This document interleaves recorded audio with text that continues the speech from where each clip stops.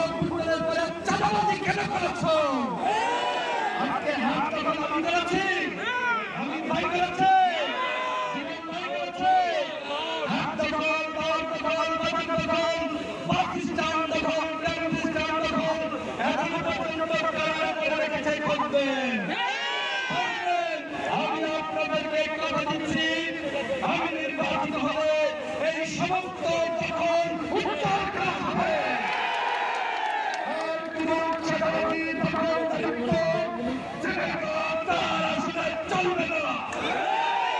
এই ঝিনাইদহ জেলা আসলে আওয়ামী লীগের সাধারণ নেতা কর্মীদের সাথে জুলুম করা হয়েছে। তারা জুলুম করেছে বন্ধুগণ। যারা মনে করেছিল আমরা নমিনেশন পাবো, আমরা ভোট হওয়ার আগে এমপি হয়ে গেছি, তাদের নেতা কর্মীরা সেই নেতার নির্দেশনায় আওয়ামী লীগের সাধারণ নেতা কর্মীদের উপর জুলুম করেছে।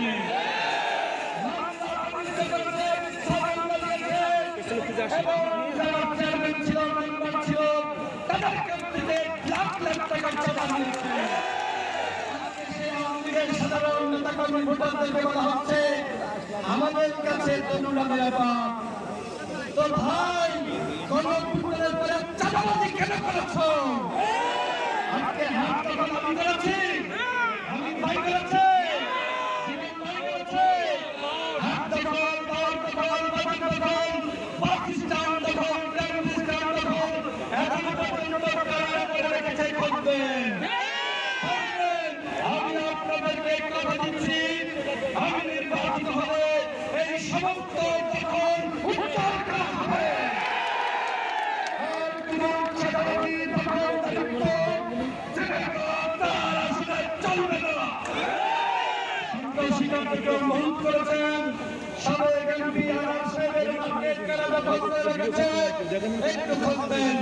আজকে আওয়ামী লীগের চেয়ারম্যানরা কেবল ঘর ছাড়া টাকা মামলা করে দিয়েছে, একটু আমাদের ইসরায়েল ভাই যারা দিয়েছে, সবাই সাংবাদিক ভাইরা আপনাদের লিখতে নিজ কথা করতে কি পাই লাগে।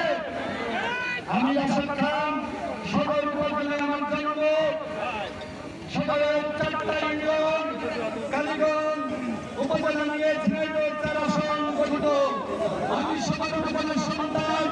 আজকে কতিপয় দুর্বৃত্ত আমাকে বলছে বহিরাগত, আমি বহিরাগত।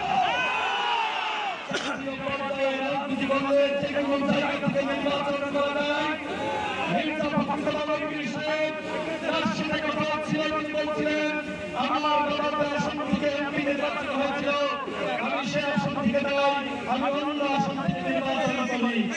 আজকে যারা বাবার কথা বলছে, ঢাকা বিশ্ববিদ্যালয়ে পড়াশোনা করে তাদের মানসিকতার কোনো উন্নয়ন হয় না।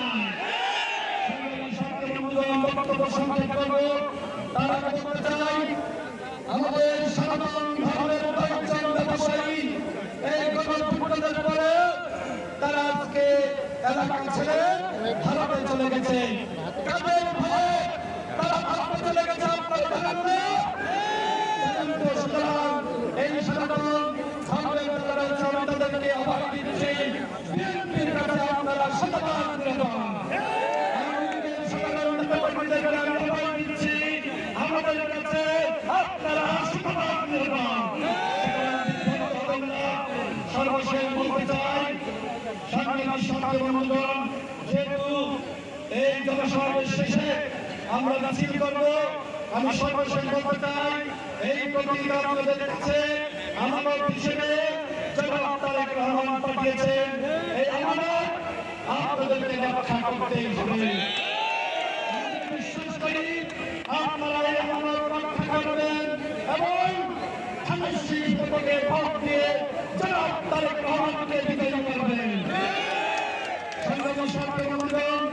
আমি আজকে কথা বলবো না, সর্বশেষ যে বিষয়টি আপনাদের শেষ করব, আপনাদের বাড়িতে বাড়িতে যেতে হবে এবং ধানের শীষ প্রতীকে ভোট চাইতে হবে। আপনারা এই কাজটি করতে পারছেন? মানুষের বাড়িতে বাড়িতে যাবেন, প্রত্যেক ইউনিয়নের বিএনপির কমিটি রয়েছে এবং মাঠ পর্যায়ে বিএনপির কমিটি রয়েছে। সুতরাং ব্যক্তিবৃন্দকে এই কাজটি করতে হবে ইনশাআল্লাহ। বসে আপনাদের সাথে দেখা হবে। আপনাদের সকলকে ধন্যবাদ জানাচ্ছি যে আপনারা আজকে এখানে এসে পূর্ণ হয়েছেন। ইনশাআল্লাহ আমাদের বিজয় হবে। আজকে আপনাদের বিজয় হয়ে গেছে। চেয়েছিলাম বিএনপির পরিচয়ে কেউ যদি শোক প্রকাশ করার নামে দেশনেত্রীর ছবি, শহীদ প্রেসিডেন্ট জিয়া রহমানের ছবি, তারেক রহমানের ছবি টানিয়ে স্বতন্ত্র নাম দিয়ে যদি এই কথা বলে আমার শেষ বলে আমার প্রতীক বিএনপি বলে স্বতন্ত্র, ওদেরকে আপনারা জাতীয় বিদায় করবেন। তারেক রহমানের সিদ্ধান্ত মানবে না, যারা বিএনপি কাজ করবে না তাদের জন্য আজীবনের জন্য বিএনপির দরজা বন্ধ হবে।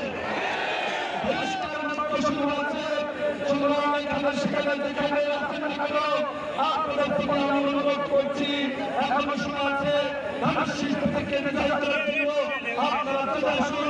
আপনাদের সাথে আমাদের আপনাদের সাথে আপনারা আসুন। বিএনপি ঐক্যবদ্ধ আহ্বান জানিয়ে শিল্প থেকে তাদের প্রণামকে বিজয় করার আহ্বান জানিয়ে আমার বক্তব্য শেষ করছি। আল্লাহ হাফেজ।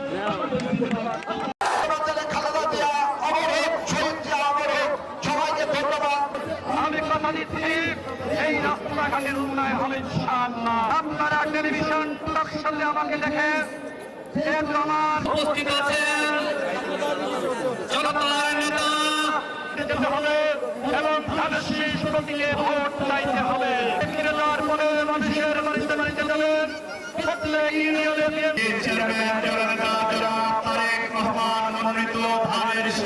পরিষ্কার মাত্র শুরু হয়েছে, সুতরাং এখানে সেখানে যেখানে আপনাদের সকলকে ধন্যবাদ জানাচ্ছি যে আপনারা আজকে এখানে এসে